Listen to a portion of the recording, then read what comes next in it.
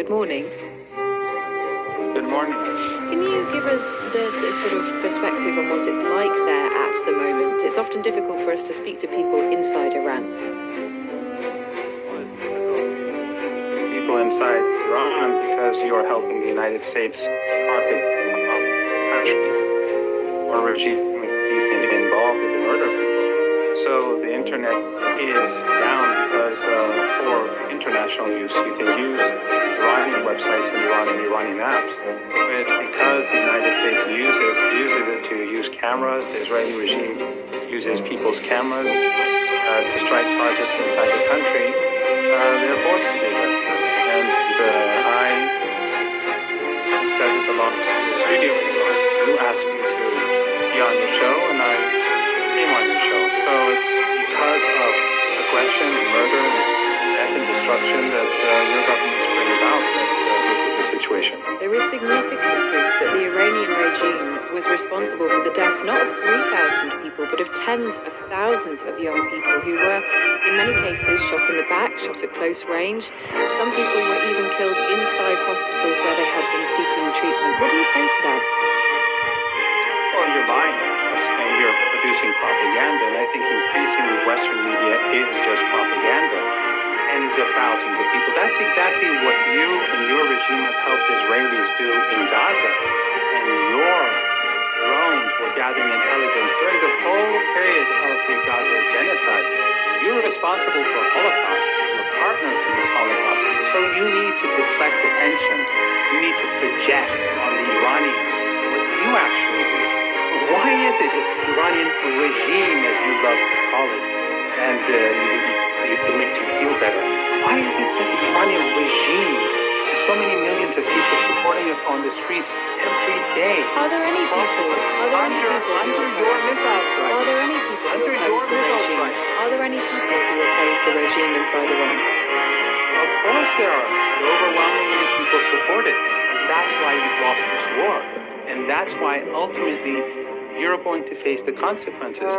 Because the Strait of Hormuz is shut, and it's because of your policies and the policies of your overlords in Washington that the global economy is going to go downhill. And Iran is going to continue to hammer U.S. assets in the Persian Gulf because of this unprovoked aggression. You carry out war after war. You destroyed Iraq. You destroyed Afghanistan. You destroyed Libya. You're strangling Cuba. You've destroyed Yemen. Iran is a bridge too far. You're messing with the wrong people. And you will see in the weeks ahead whether you succeed or not. How much longer can Iran sustain the closure of the Strait of Hormuz? Indefinitely. Because it harms your economy too, doesn't it? For us, it is a fight for survival. For you, it is a fight to sustain the Epstein class and ethno-supremacism in Palestine. Why do you keep bringing up? Why do you bring up Jeffrey Epstein in this context? What's the logical leap there? It's very clear. It's very clear what class of people are in charge in your country. That class of people are the people who have control. They're the ones who own the media. They're the ones who control the government. They're the ones who start unprovoked wars time after time. This is not the first war that you've imposed upon this region, or Iran for that matter. And we just saw yesterday a key American anti-terrorist official resign, saying the truth that we all knew you tried to hide. And that is Iran was no threat to the United States, and that this war was carried out because of the Israeli regime and its powerful lobby. So what I'm saying is basically what he is saying.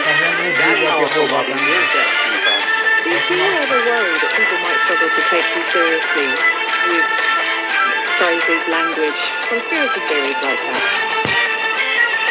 Well, that intelligence officer basically said what I'm saying, and I think that people don't really take you seriously. And as time goes on and you continue to help E-52 bombers, carpet bomb Tehran, and people in this neighborhood, and they're seriously dead.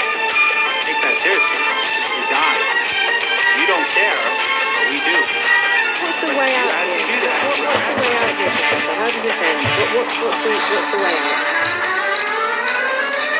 The strategic defeat to the United States undertook. What does that look like? You'll see in the weeks ahead. Is there a deal possible? Is there a chance of talks between the two sides at this point? No. Not it. We'll fight. We'll hold the U.S. by the throat through the Strait of Hormuz, and we'll continue to hammer them. And if they try to do anything while they're strapped on the ground, then they'll really see what we can do. You've messed with them wrong country. Your propaganda doesn't work anymore. And the Iranian people have shown their resolve. They'll see this through.